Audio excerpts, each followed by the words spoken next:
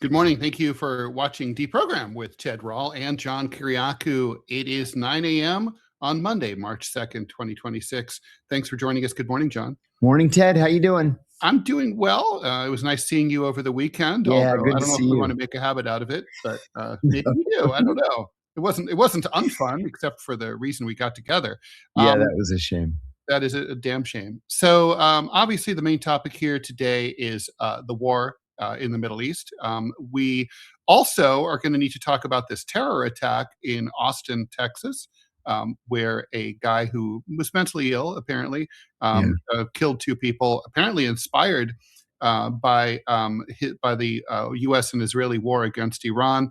The war between Pakistan and Afghanistan is heating up, and almost nobody's really noticing. Kabul's being bombed. Bagram Air Base is being bombed. The Taliban are firing anti-aircraft guns over Kabul at the Pakistani fighter jets. Markets are opening. I literally, John, just before we came on, like a minute ago, I looked at the market summary of crude oil futures on the New York Commodities Exchange. It was even $72 a barrel. In the last minute, it went from 72 to 72.15. It literally went from 17.14 to 17.15 while I was watching, just as I was saying that sentence. So oil is going to go up. Defense stocks are going up, not surprisingly. Energy stocks are going up. Everything else is going down. So war is only good for part of the economy. And of course, Iran, lot to talk about there. I don't think I'm going to summarize everything. As always, please follow, and share the show. We're going to be asking you for Robbie aid because it's that time of the month. We'll do that a little bit later. John, we have so much to talk about Iran. And let me add real quickly that the Dow Jones futures are down 518. The NASDAQ is down 350, and the S&P down 75.25. It's going to be a bad economic day today. Over a full percentage point on the Dow. Yeah. That's a really rapid response to this. I mean, these events are unfolding in just, everything just seems to move at breakneck speed now, just like the show. Yes. Yes, indeed. So please, as always, if you're watching live on YouTube and Rumble, please go ahead and post your questions into the live chat. For people who posted into the AHA slides, we will get to your questions first because those are the questions that came in overnight and before the show. I always, just so you know, for regular viewers, we post the link to the AHA slides into the show description early in the morning. So you can always get them there. And if I remember, I'm going to start posting. I did it last night. I'll post them on socials too. I do them on my X, and we'll do them on the DeProgram show X as well. I guess John will also post them on the X. So, all right, with all that aside, what aspect of this conflict should we get into first, John?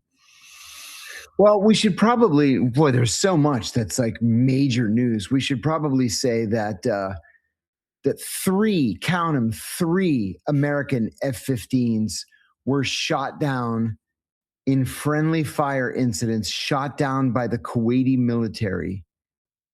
Oops. I guess there's no military coordination.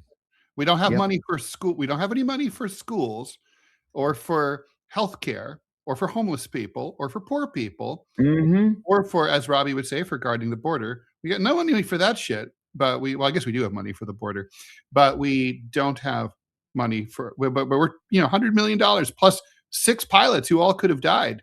That's right. They all safely ejected, fortunately. How did this happen, John? I understand how one could happen. I mean, these jets were based in Kuwait, right? Based in Kuwait, shot down by the Kuwaitis. I mean, I'm beginning to see a constant in this administration where the left hand doesn't talk to what the right hand is doing. It's analogous to what's been happening in Texas, where the FAA isn't notified about the Defense Department, and they don't talk to the Border Patrol, and they all got drones up and lasers, and they're shooting at this and that, and nobody knows what's happening. The FAA wasn't talking to the military a year ago when that helicopter ran into that American Airlines passenger jet. Nobody's talking to each other. Man, there's so much to go over. So Friendly fire shot down 3 of our planes in Kuwait, all F-15s. Another American soldier was killed. They won't say where, they won't say how. That's the 4th one that's been killed in the last 24 hours. Terrorist attack in Austin, Texas. In fact, in the bar that my buddy Steve and I hung out in last time I was in Austin, Texas, the guy was a Senegalese immigrant. He had he was wearing a hoodie that says "Property of Allah," and underneath he had wrapped his torso in an Iranian flag. He was mentally ill, they're saying, but Quran in his car when they searched it. Quran in his car. The Pakistanis have been bombing Bagram Air Base and the city of Kabul, so that's spinning out of control. The Israelis attacked southern Lebanon. The Iranians attacked Israel and killed 9 people in a bunker. And this morning, Pete Hegseth refused to say that the United States would not send ground troops. How much worse does it get? Donald Trump warned yesterday on Truth Social, I guess he still doesn't think that the American people deserve an Oval Office address to the nation, or maybe he's afraid to go to the Oval Office. But anyway, he said we should gird for a sustained, costly war. That's something we were told by J.D. Vance days ago. No way, no how it's going to happen. This is a quote from the president. Sadly, there will likely be more U.S. deaths before it ends. America will avenge their deaths and deliver the most punishing blow to the terrorists who have waged war against basically civilization. I mean, also, John, the casus belli sort of post facto that we're seeing are so reminiscent of 2002, 2003. Like, they were going to develop nuclear weapons. We can't allow that to happen. Mm-hmm. They were going to nuke the United States. I mean, this is the same old shit from 23 years ago. That's right. We know it was all lies then. Actually, the American people, in this case, already know it's lies. It took them a while to figure it out in 2003 when WMDs didn't turn up for first 6 months, then a year, then 2 years. Yeah. We already know this in advance, that there's no CIA or other intel assessment that says that any of this stuff that the president is saying is true. Not to mention he's not exactly Mr. Credibility in general. No. So, the Hezbollah, by the way, appears to have formally joined the war against Israel. Yes. I wonder, John, let's talk about that. Hezbollah was deemed down and out a year ago after the pager attacks. And now they don't seem so down and out. What interests me is it possible that the pager attack kind of sent the message to the leadership, the surviving leadership, like we should have probably gotten involved and helped Hamas in Gaza because they're coming for us no matter what. If we sit out, it doesn't matter. The Israelis come for us either way. I think that's terrific analysis. Yeah, I think the answer is yes. Something that we probably wouldn't have concluded a year ago. Yeah, they probably are kicking themselves. Listen, they're going to fight to the death anyway. Mm-hmm. You might as well fight to the death from the beginning than just waiting a year or 2 or 5 and then jumping in.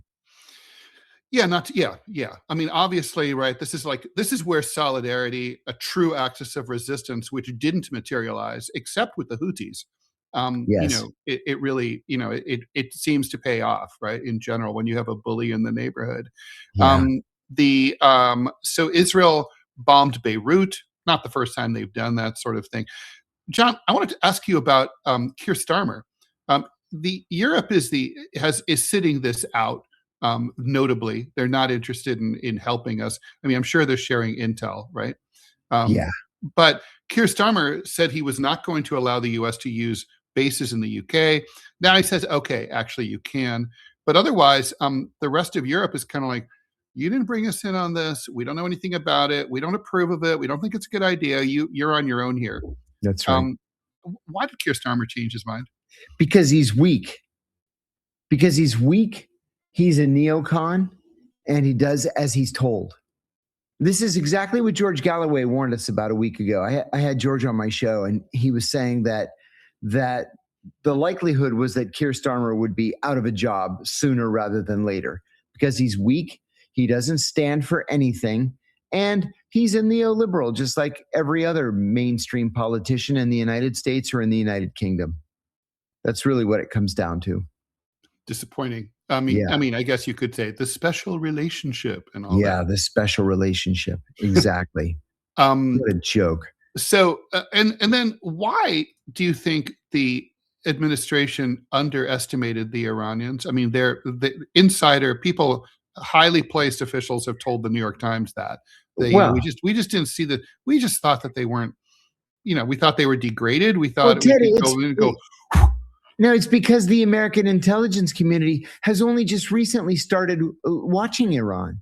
So they haven't had enough time to get up to speed and to do proper analysis on Iran. Right. Oh, right. no, wait a minute. No, we've been watching them since the 1970s. Never mind. Only 47 years. I mean, we've got to Talk about bad analysis. John, but look, the CIA was unfairly blamed for faulty intel in the run-up to the war against Iraq. That was a lie by the administration. They were given correct intel. They just chose to spin it and ignore it. Right? You were there. That seems like that's probably what happened here too, isn't it? Most likely. I have to tell you that I was surprised by a New York Times article yesterday saying that it was the CIA that collected the locational data on the Iranian leadership and passed that data to the Israelis, and the Israelis used it to take out the leadership. I assumed it was the opposite. Why would they have done it that way? Why? That's a mystery to me, Ted, because it's the Israelis that have Iran infiltrated from top to bottom. Mm-hmm. It's the Israelis that have recruited every other Afghan refugee to just stand on a street corner and note down when the general leaves his apartment and when the general returns to his apartment, so they know when and where to kill him. But how is it that the Israelis didn't have the information and the CIA did? I have no idea. And also, why? Let's just say, okay, so the Americans have the targeting intel. They've been watching the Ayatollah for days. They're confident that he's probably in there, and they know what time he's going to be in there. They followed his routine. Yeah. Why not just send the U.S. Air Force to do the job? Well, I mean, ostensibly it would be because you don't want unnecessary civilian casualties. But I'm gonna yell at the late Ayatollah Khamenei right now. Listen, I understand that you wanted to drink the nectar of martyrdom, which is what his death announcement said, that he had drunk of the nectar of martyrdom. But if you remain in your office after having said, I'm not going to a bunker because the Iranian people don't have bunkers and I will face the same threats that the Iranian people are facing, why in God's name would you allow your daughter, son-in-law, and granddaughter or grandson, whatever it was, to be in the freaking office with you? Why wouldn't you send them into hiding? And now your granddaughter's dead. I saw a picture of her body yesterday that's been circulating in the Iranian media. Why would you do something like that? Go ahead and drink the nectar of martyrdom if you want. But why subject your family to that? And I have to say, too, the CIA and the Iranians, the CIA and the Israelis are absolutely freaking brutal by going so far as to take out the former presidents of Iran. President Ahmadinejad. Yeah. Yeah.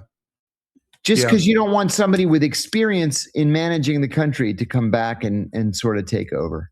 Yeah, I mean, come on. It's like you said, John, 92 million people. They're not going to have any trouble finding people who are intelligent, educated, and qualified and experienced to run the country. I mean, exactly right. Ridiculous. It's like the same thing happened here. And Ted, what do you think of the idea that this is going to be a longer term war? That makes sense to me. You and I called it.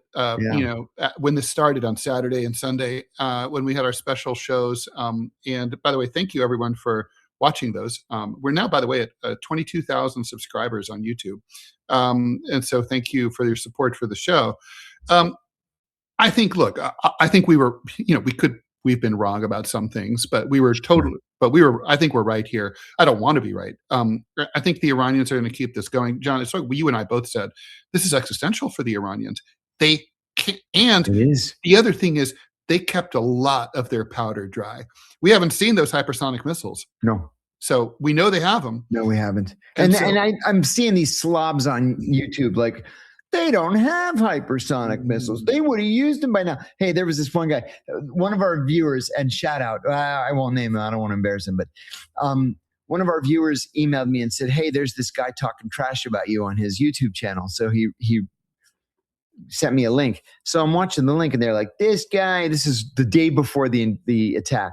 "This guy says that he has a source inside the White House that says we're going to attack Iran. He was wrong. What are we supposed to believe?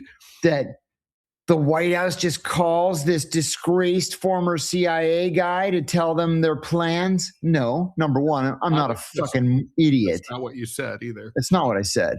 So number one, I'm not an idiot. Number two, like any journalist or quasi-journalist based in Washington, I have access to people who have access to information.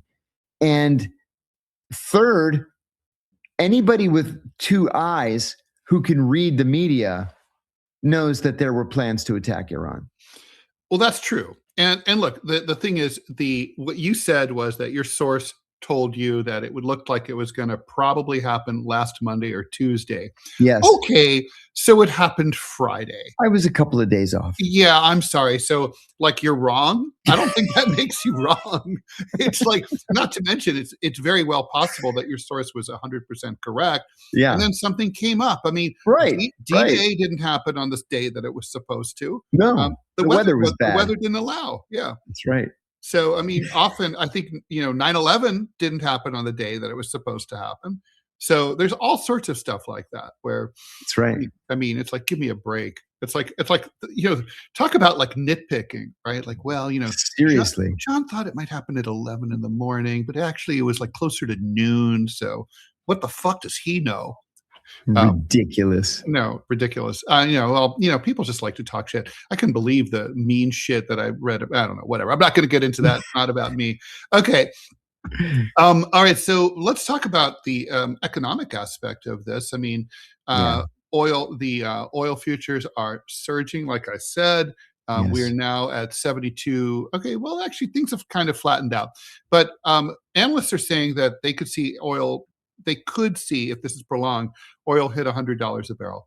The economy, this would really fuck up the global economy in a big way if this is sustained. Strait of Hormuz is obviously, whether it's formally closed or not, doesn't matter. No one with a brain is sending their ships through there. Like you said, they won't be insured. They can get blown up. I mean, you're sitting tight. Nothing's moving through there. So that's 20% of the oil supply. And I think people don't necessarily know. Like, if you put a kink in 20% of the oil supply, you're not going to see a 20% spike in oil prices. You're going to see like a 50% spike in oil prices. That's right. It's exponential that way. It is indeed. Yes. Should we take some questions, because there's a lot of people who have a lot of stuff to ask us. That sounds great. Okay. Some nice comments. I'm going to someone saying they like the over. We always watch the show, but rarely live because it's the middle of the night here. This makes those of us in other time zones feel more a part of the show. Please keep the AHA slides. Okay, we will do that. John, this is from Her Majesty Lindsey Graham. John, you've said a few times that no one in Iran wants Pahlavi and he wouldn't survive the walk off the plane. How do you account for what seems to be a massive proliferation of people claiming to be Iranians on social media, voicing vehement support for him? Is it propaganda? Do you all see better options now that we've done what we've done? Love the show, and #pardon John. Thank you. Those Iranians tend to be Jewish, and they tend to be US based, specifically Los Angeles based. I've not seen anybody physically in Iran calling for the return of the Pahlavi family. Nobody. Don't forget that the Shah was just as brutal as the Ayatollahs were. You mentioned Savak yesterday. When I got to the CIA, and I sat there to go through thousands and thousands of files just to sort of get caught up to speed when I started my career. I can't tell you how many old Savak files I went through, and they were brutal beyond description. Nobody wants the Savak back. I posted this on X and it went viral yesterday, so I'll just repeat it quickly. My mother attended Wright State University in the early 70s. She was to become a teacher.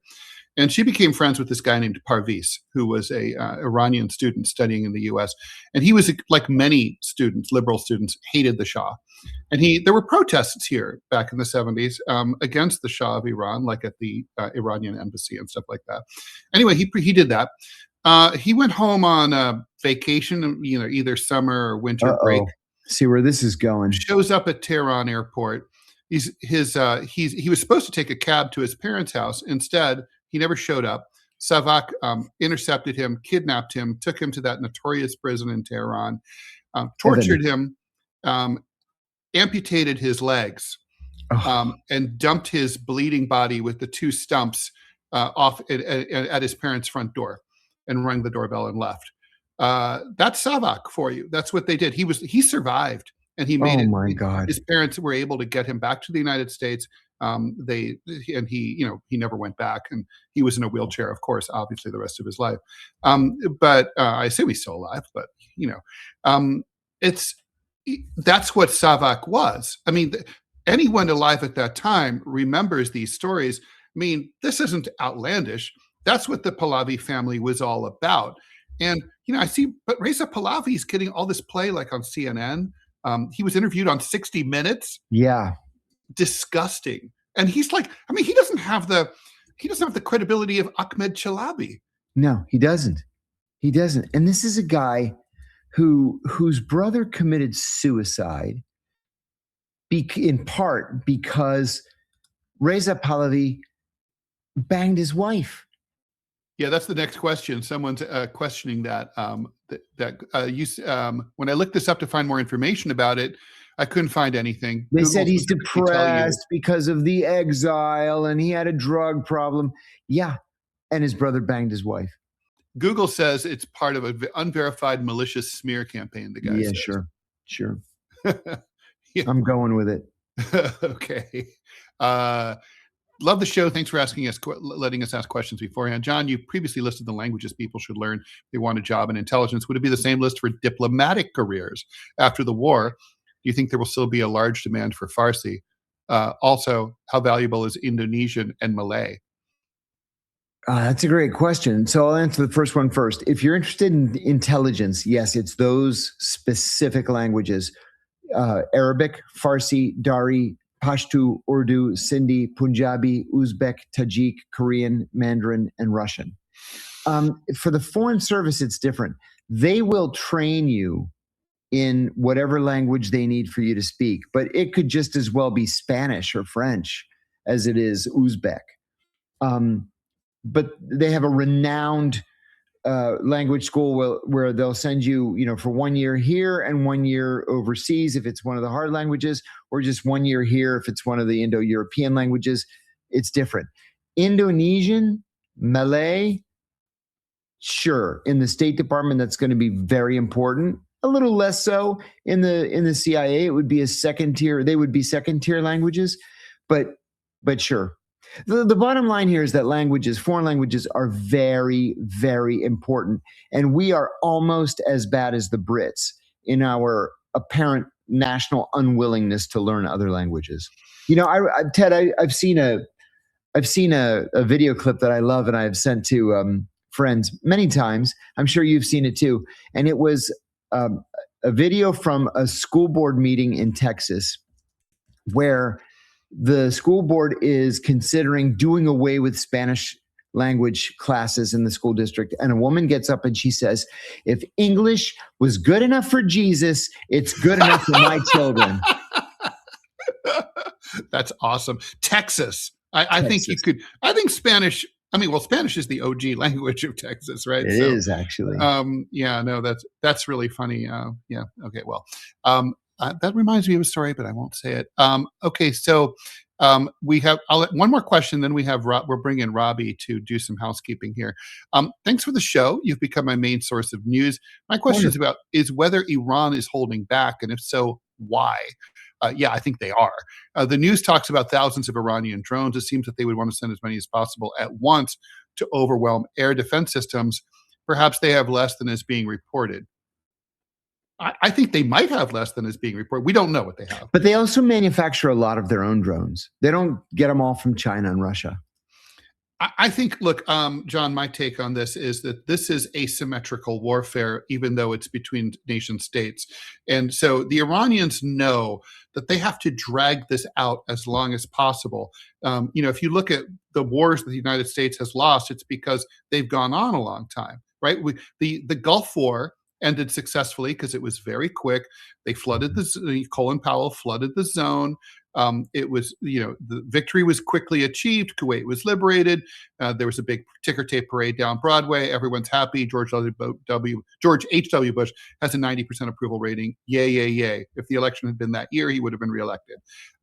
This time, so Vietnam dragged on. Iran needs to make this as close to Vietnam as it can. It needs to prolong this. Yeah, I agree. And, we're getting a lot of questions about boots on the ground. If they're able to prolong this and we're forced to put boots on the ground, this is going to be Iraq or Afghanistan all over again. Well, we'll go from the big 27% approval for the war to less than that. Yeah, this is going to be, and we should talk about this eventually too, not necessarily today, but this is going to be very bad for Republicans as we come up to the midterms, because Republicans were already split on the issue. It's political suicide. It is. It's bad. Robbie West, before Robbie says what he has to say, just a reminder. Okay, so it's the beginning of March, first official March day of the show. And so at the beginning of every month, we ask everybody to please donate to what we call Robbie Aid. We need to raise $1,000 through Robbie's GoFundMe so that he can continue to work as our producer. There's no way the show could grow or keep going or be functional or even be able to get to all of your questions in any kind of meaningful way without Robbie. We saw that last week when he had to take care of his wife who was having surgery, and I had to man the board, and it's just not the same without Robbie. So there's the GoFundMe. It's GoFundMe.com/F/DeProgram Robbie, or you can just go to GoFundMe.com and just search for DeProgram Robbie. Every month we ask you, and you guys have done this every single month so far. So thank you. But if we get $1,000 from you guys, we will shut up and not worry about this until April. John and I each kick in $500 of our own money to do this. So it's not like we have no skin in the game. So I'm going to leave that GoFundMe up there. This is whether you agree with Robbie's politics or not is neither here nor there. This is about supporting the show, because no Robbie, no show. Seriously. So anyway, Robbie, please go ahead and tell us what you got to tell us. Yeah, there are just a few things. Have a lot of people who have asked how they can become a channel subscriber on Rumble, because if you become a subscriber on Rumble, you and John keep 100% of that subscriber revenue. We have to be live. It has to be during a live stream. Go to rumble.com, click on the show, and then on the live stream tab at the very bottom, there's a little option that says subscribe. It says subscribe. Click on that. It's $5 a month. If you do that, John and Ted keep 100% of that $5. Rumble does not take a cut. That belongs to them. And you can also see all the premium content. Second, I lied to y'all. Me and John decided that it does not make sense to make a TikTok account for him, and said all of his shorts will be here on Rumble, on his official Rumble channel. There's just so many people on TikTok pretending to be him. It would be like trying to piss upstream or spit in the wind. It's just not worth it. So we're just going to do it here on Rumble, besides Rumble pays him. Lastly, if you spam the same question more than 7 times, I will take your question out of the queue. So 3, 4, 5 times is enough in case I miss it, but don't spam it. The standing rule is don't be a dick. It's pretty easy to do. Lastly, I have a question for you, John. If the Afghans are working for the Israelis, they're in Iran. Well, the Iranians go Team Robbie and just deport the bastards and be done. And that's all I've got for you. They started deporting Afghans. I'm going to say deport them all. About 6 months ago. There are millions of them. They don't have the wherewithal to round them up and deport them. I'm sure that they would like to. Not to mention they're a source of cheap labor. Sound familiar? Yeah, seriously. Well, then send them to go fight the Israelis first. But problem solved. Yeah, I don't think that they would, because they literally don't get any benefits at all. There's free medical care in Iran, not for Afghans. There's housing assistance in Iran, not for Afghans. No job placement. There's this sub economy where people get, just a couple of bucks a day or a week. They're oppressed. They're undocumented. I know, Robbie, you're going to shed a tear for them. Okay, I'm gonna take you out here. Okay, so how do you think this next? Another question from Matt F. How do we think this current conflict will reshape the region over the next 10 to 20 years in terms of Iran's internal stability, the risk of terrorism and proxy wars, and the likelihood that future states will see nuclear weapons as their only protection against regime change, based on what you saw inside of the CIA? I think it's impossible to say at this early stage, because we don't know how long this is going to go on. We don't know what the government is going to look like once it's over. My guess is it's probably not going to be terribly different from the government that was in power 2 days ago. Agreed. So I think it's impossible to say. I will, though, say that any improvement in relations between Iran and the Arab Gulf states is gone. It'll take a generation to repair it. Risk of terrorism is up for sure, right? Yeah. Also, the nuclear weapons thing. I mean, Yeah. come on, you're a fool if you don't. If you can get nuclear weapons in a world where the U.S. exists, you should. You have to protect yourself. Like you said a couple of weeks ago, why aren't we talking about North Korea? Because North Korea has nuclear weapons. Yeah. That's why. Exactly. John, from Yehor Huskov, would you say that the Iranian defense is suffering from systemic incompetence and internal corruption? The U.S. and Israeli strikes seem to be very precise, suggesting no GPS jamming of glide bombs by the Iranians, a trivial thing to implement nationwide, given that off-the-shelf wideband RF noise generators are available from Alibaba for a couple $1,000s. That's a tough one. Yeah, I think so. I think what we're going to see in the aftermath of this is, no matter who ends up leading Iran, we're going to see vastly closer relations between Iran and the Russians and Iran and the Chinese. And so the Russians and the Chinese will appropriately arm Iran, not just with offensive weapons, but certainly with defensive systems, radars, for example, so that this just simply doesn't happen again. This was a very short-sighted policy on the part of the United States and Everyday Israel. American, thanks for the $5. What's the absolute best possible outcome of this whole situation? I feel at least some kind of good can happen, I hope. Yeah, I mean, it's kind of the fantasy at the White House and the Pentagon, is that it becomes the land of milk and honey, and a robust participatory democracy takes root, and everybody lives happily ever after. Yeah. It worked great in Iraq. Yeah, exactly. And worked great in Afghanistan, yeah. Mm-hmm. Ezra P. Well, so, I mean, I do want to answer the question. I mean, honestly, I think a defeat of Israel would be a huge boon to the world. I agree with you. They would be discredited. I mean, already their international approval is way down. They need to become a pariah. Nobody should be doing business with Israel. Nobody should have anything to do with it. And then Israel pulling us into a war where Americans are being killed. Like, is the president going to call the families of these 4 Americans killed and say, your child died utterly unnecessarily for Israel? Yeah. Bibi sends his thanks. Yeah, Bibi sends his thanks. Drape their coffins with Israeli flags. Yeah. Monster. Ezra PR, thanks for the $10. What degree of economic trouble will this war put on Russia and China? How long until their hand is forced to intervene? And John, will you do any book signings or appearances for those of us in the DMV area? So, thank you. In terms of the Russia-China thing, you and I were just talking about this with Robbie before the show. Robbie brought it up. Basically, the oil prices go up. That's great news for Russia. It sure is. And the Chinese are going to sit this out.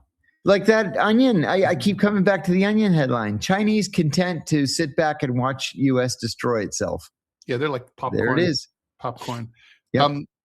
John, what about any books, any appearances in the DC metro area? Not scheduled yet, but I expect to. Yeah, in a couple of places. Probably Politics and Prose, and the Clarendon Barnes and Noble. They always do a book thing for me. I sell a lot of books there. Why would Iran attack so many of its neighbors? We kind of got into this yesterday. I don't think we should talk about it more unless you want to. No, it's pretty clear. They're attacking their neighbors because the U.S. is using their neighbors' territory to launch offensive strikes. Pink Lady, happy Monday, host hotties. Is Trump going to declare martial law in the U.S. because of what's going on? Thanks, hunks. Better not. I have to say, I can't decide whether Donald Trump is a moron or a genius in this. He and Bibi Netanyahu have the same problem. They go to prison if they leave office, right? So if you or I were in that situation, we'd be thinking, how can we remain in office? And those elections aren't looking good. And not to mention Trump's being term limited out. Yep. So what if you were to, I know this is all conspiratorial, right? And hopefully all bullshit. I hope. But, okay, there's literally no better excuse than a war. Ask President Zelensky to cancel elections, right? It's the best of all possible excuses.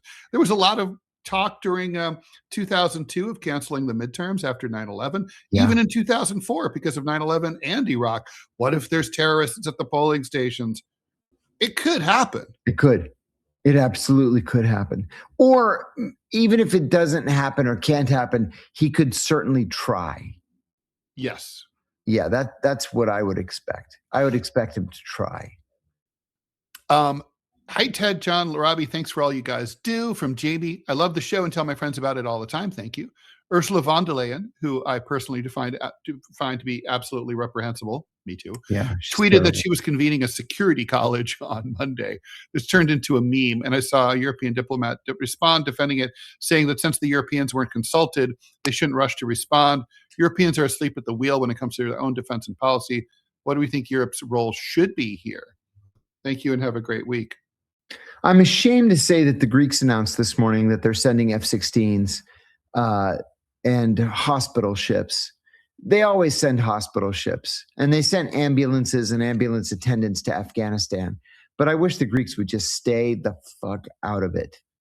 What's the appropriate European role, right? It should be none. No role at all. It's like this, John. If I'm like, hey, I have a big party I'd like you to co-host. I got to call you. I got to explain who we're inviting. I got to bring you on board. Well, the U.S. and Israel decided to have their own little party. Well, why should the Europeans pay for the Dixie cups? Yeah, right? Exactly. Ridiculous. Exactly. And it's true that we just didn't consult the Europeans. We may possibly have consulted the Brits, but that's it. Hey, John and Ted, I've been watching this is from Jacob Leroux. I've been watching every episode for the last few weeks. Love how authentic you are. I'm glad we get to have an intelligent conversation almost every day about important matters. Question, how do you schedule your current and future weeks? Do you use Excel, Google Docs, or something else to manage your professional and busy lifestyle? I was wondering what program you use to manage your busy life. Thanks for everything and for your service. Thank you. You know what? I have an iPhone. I use whatever it is on here. It's a calendar, and you can't really see that. It's all anyway. It's going to be another busy day. Yeah. And I just recently, in the last few weeks, got a manager and an agent, and now I am thrilled to say that I just send everything to them, and they schedule things for me. They've been turning down, I'm going to say, about 75% of what I get, and saying yes to about 25%, which makes for a jam-packed day. But I'm getting like hundreds of emails every day and requests from all over the world, and I just can't say yes to everybody anymore. I've always had this personal policy of always saying yes to students But I got like 5 students yesterday who said, please, please let me interview you for my senior paper. And I just can't. I can't get through it all. Yeah, I use the phone also. Same Yeah. thing. It's because you always have it with you. And also it Always. cross-pollinates across your other platforms and stuff. So if you're at home on your desktop, whatever. Okay, So let me interrupt you real quick. So Robbie just highlighted Yeah. Cyprus is under attack. That's what I want to ask Robbie. What does he know? And it is under attack as of between 12 and 20 minutes ago. It is the British base at Akrotiri that is under attack by Iranian drones. And I'll add too that I have a friend, well, Robbie and I both have a friend, Susie Abdulmalik, who texted me this morning. Actually, I think it's on my phone. She texted me this morning to say, and I will tell you, wherever it is, that that she got a text from her children's school saying that they're on high alert at the school. Drop your kid off by 7:15, now not by 8 o'clock, so they can hunker down. And they're not allowing anybody who's not part of the school family into the school. They got to keep the kids, protected, et cetera, et cetera. We've got some breaking news. Hassan Khomeini, 53-year-old grandson of Ayatollah Ruhollah Khomeini, of course, the founder of the Islamic Republic. He is figuring to be going to be a kingmaker in the decisions for what the successor to Ali Khamenei is going to be. Of course, Khomeini died in 89. Is that right? 10 years. 89. Yeah. Yeah. So that's everywhere you go in Iran, you always see. It's always confusing for Westerners. There's Khomeini and there's Khamenei side by side, both with their big beards and their black get-ups. Pete Hegseth, again, reconfirming that there's room for boots on the ground in the United States. In Iran. Dan Kane, chairman of the Joint Chiefs of Staff, Raisin Kane, says that the U.S. expects there to be more casualties. A 4th U.S. service member has died. He refuses to say how long this might go on. So it's very rapidly moving. All right, so we have more questions to answer. Thank you, John Kopp, for joining the show and enlisting. Blah blah blah blah. Okay, John, what's the off ramp for the U.S. here? Thanks for the $2 Canadian from Vimal. We're in deep enough now that I think really the only off ramp is 2 different things. And one, to just declare victory and go home, which I think now is unlikely. And the other is to just keep bombing the shit out of Iran to the point where they cry uncle. Yeah, I don't think that's going to happen. What are Death Guy 556? Thanks for the donation. How true are the reports that Israel knocked out 50% of missile launchers? I was kind of surprised that they hadn't knocked out more than 50%, because we're already 2.5 days into this. I would have expected more. Alex Stevens, thanks for the donation, $10 donation. Supposing the Restore Trust in Congress Act passes, do you believe that's the one where they can't do insider trading, right? Do you believe that our relationship with Israel will change, or might it require reform on lobbying? For the very first time, more people support the Arabs than support the Israelis. For the very first time since the creation of Israel here in the United States. And if the Israelis continue to maintain a policy of just kill everybody, those numbers are only going to get worse for them. We're being asked about the shooting in Austin. We kind of talked a little bit about it, but look, we kind of know that mentally ill people read the news, and they have been inspired in the past by news events. And so in this guy's mind, I think he thought he was, there's a lot of Muslims in Senegal. He's pissed off And, I mean, Yeah. that's it. Yeah. Keep it real. Thanks for the $4.99 saludos. Do you believe Yemen will join the war? Well, the Houthis. No, I don't. The Houthis only control the northwestern corner of Yemen and then into Sana'a. The country's in a state of civil war. They can't even protect themselves. They're not going to join up with the Iranians. Although they were firing not in a meaningful shipping way. They were firing at oil tankers and stuff. Yeah, they were. But don't forget that the U.S. negotiated a private deal with the Houthis not to attack American ships. Yeah, so I think the U.S. is okay there.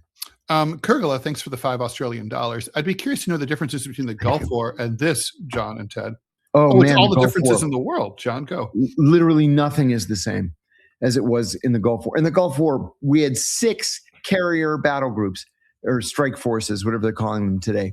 6 with 12 ships each, or 11, depending on which strike force it is, either in the Gulf or in the Arabian Sea. We had 500 and something thousand troops on the ground, mostly in Saudi Arabia. There's no resemblance this time to what it was like. We flooded the zone. We had boots on the ground. The objectives were extremely achievable and limited. Liberate Kuwait. President Bush at the first was encouraged to go straight to Baghdad and try to overthrow Saddam Hussein. He decided not to do so, even though he did. There was the highway of death where they pursued the retreating Iraqis, but I mean, fewer than 100 Americans died, most of them in like forklift accidents. Yeah, they were mostly car accidents. Hey, before we lose it, we've got an ad. Okay, let's do it. Robbie, did you put it up? Robbie, can we have that up? Yep. Okay, thank you. Okay, so I think I just saw that. Well, it's coming up. Okay, there it is. Okay. Still haven't tried 1775 coffee? Now's your shot. The 1775 starter kit just dropped. Only 1,000 units. You're getting the bold dark roast that hits hard, the smooth medium roast, and the Vitality mushroom coffee for clean energy and laser focus. No crash. All single origin, small batch, toxin-free, and mold-free. Plus, you're also getting a gold spoon clip because freedom isn't scooped with plastic. A frother strong enough to stir up your coffee and your mother-in-law's opinions in a black 1775 tumbler. That's $170 worth of coffee and gear, yours for $99. It's for the ones who've been watching 1775 blow up on Rumble, wondering if it's actually worth it. Spoiler, it is. Producer Robbie drinks it every day. Go to 1775coffee.com/studio and grab your starter kit before they're gone. Bold beans, clean fuel, and a morning routine that stands for something, just like Rumble does. Thanks for that, Robbie. Okay, thanks for the $5 from Yehor. John, could you explain what's preventing Iran from invading Iraq now, closing the distance to Israel, using their biggest advantage that Iran has over Israel, and USA, their infantry army size? Oh, the Iranians and the Iraqis have very good, close, friendly relations. They're both Shia Muslims now, and they've got large, strong operating embassies in each other's capitals. The Iraqis want to stay out of this, even though they're very friendly with Iran. They want to stay out because they are just now starting to rebuild after the destruction caused by the U.S. invasion. So they can't risk going to war with Israel and the United States again. It's just not worth it for them. Waterways, thanks for the $5. Thanks for the extra shows this weekend. Ted, any thoughts on Punk in the Park 2026 festival shows all being canceled? So this was the punk festival for a bunch of old and new punk bands in San Francisco. And basically bands like the Dead Kennedys, the Addicts, and so on. And this is the kind of thing I totally would have gone to, even though I hate rock festivals. And I've been to see more of those shows back in the day than I could count. That said, basically it got canceled because bands started pulling out because one of the organizers is a Trumpy and supported. That's the reason? Trump. That's why. Yeah. And so, I mean, I'm torn about it. On the one hand, I'm kind of like, so fucking what? God.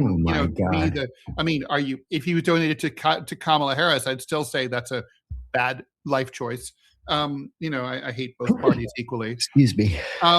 That's So ridiculous. it on the other hand, it kind of shows maybe punk is dead, but not punk, punk politics.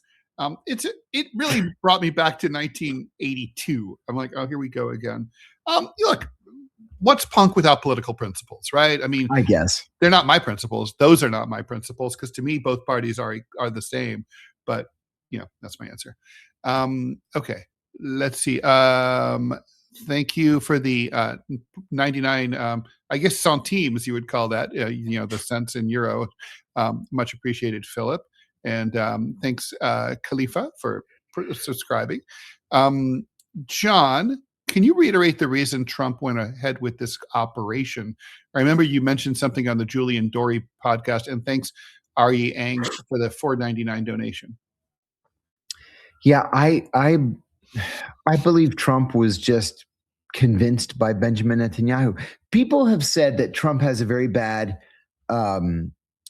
habit of focusing on what the last person that he spoke with has said to him.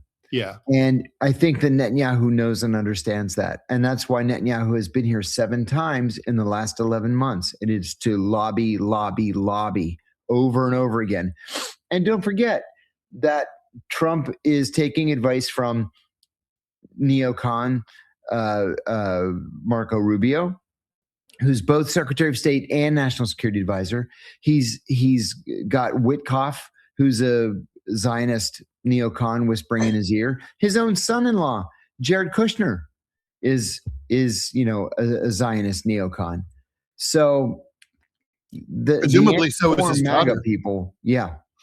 The anti-war MAGA people don't have a voice inside the White House. Nate Lonan, I've seen multiple posts saying that the bombing of the school was a false flag operation. By the way, I think at least 200 kids were killed there, or a failed missile launch by the IRGC. I've also seen that this is shown as overwhelming support from Iranian women for the U.S. in this operation. What's real? What's false? I'm currently looking for some guidance. You two are very honorable men in my eyes. So I wanted to come to you about this. I don't think there's any doubt that the school bombing was caused by probably Israel, but certainly the U.S. or Israel, right? I mean, because the U.S. hasn't denied it. No, right? It hasn't denied it. And in fact, the American media have been saying from the get-go that this was an Israeli rocket that did it. And the Israelis aren't denying it either. So therefore, that makes it a really easy call. As for the overwhelming support, like nobody's polling Iranian women in the U.S., but the thing is that people are exiled from a country usually because they don't like the way things are going in that country. So it's like, if you want to know what Cuban people think, don't poll, Miami Cubans, exiles. I mean, right. They deserve a voice, but they're a minority voice. I have a particular beef with CNN over the last 3 or 4 days is they keep coming back to, this demonstration in Los Angeles that had between 200 and 300 people. Okay, big deal. I could put that together in my own neighborhood, first of all. Secondly, they're flying the old Shah's flag, and the Los Angeles Iranian community is not just Jewish, but it's very wealthy Jewish, Iranian Jews who fled Iran in 1979 and took all their money with them. Of course they want the Shah's family to come back. That's how they got rich. That is not at all indicative of the broader international Iranian community. No, that's true. No, I mean, I mean, look, seriously, I 100% agree with your assessment about Reza Pahlavi. And I mean, he's just grifting. He's just trying to. That's it. That's all this is. That's it. It's all bullshit. I mean, even the Trump administration knows Reza Pahlavi is not going to be the leader of post-war Iran. They know that. Yes. Should China get involved in diffusing the war, in part because they normalized ties between Saudi Arabia and Iran back in 2023? I mean, China does like to play the peacekeeping role. Yeah, I could see that happening. Sure. Inviting the multiple sides to talks. Sure. In Beijing.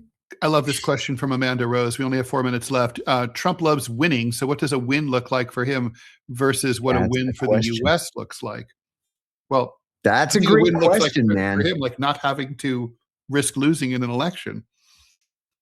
Yeah, if he can somehow spin this by, let's say, the end of the summer, that this was the right thing to do, we came out ahead, the Iranians have some new leader and they're offering us, oil at a 1/3 discount or whatever. Just like Venezuela. That's a Trump win.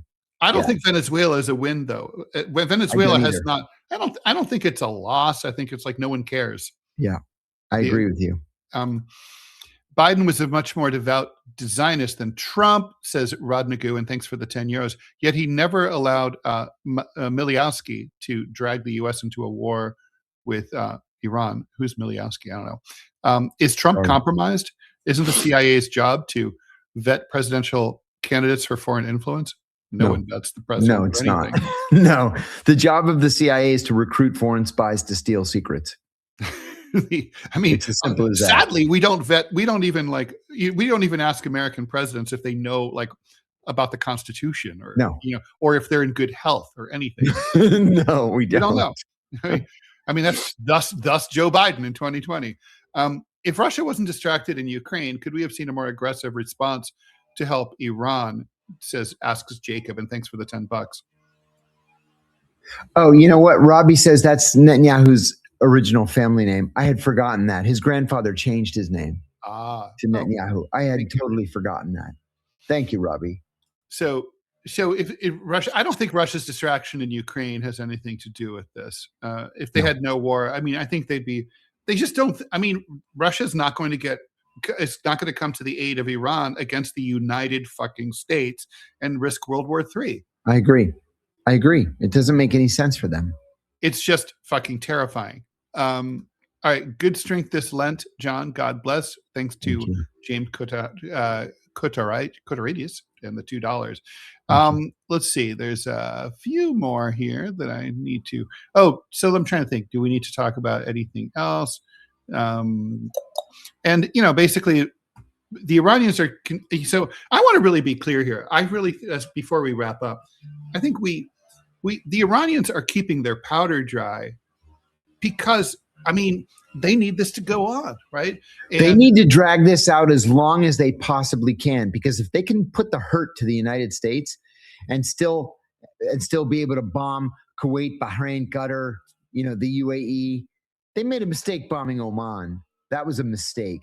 But if they can keep up the hurt, they'll come out ahead in this. Well, because the thing is also, right, John, like let's say you have an arsenal of very sophisticated weapons that are very effective and less effective weapons.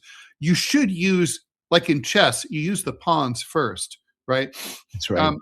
Basically you want to spend those, because the thing is, otherwise the trend line is, let's say you start out with the big bang, and then, they're getting less effective as time goes on. You're giving your adversary hope. Mm-hmm. What you want to do is like make your adversary think, this keeps getting worse, right? That's right. I mean, that is exactly right.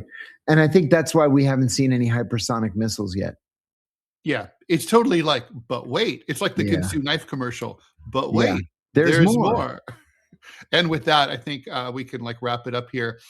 Everyone, please don't forget Robbie Aid. Very important. Go to GoFundMe. Search for DeProgram Robbie. We need that $1,000. We get to that $1,000, we'll stop asking. Thank you, everyone, for liking, watching, supporting the show. Please subscribe. Then you'll get the updates automatically. And thanks for your donations, as always. We will post the link so you can ask questions ahead of the show.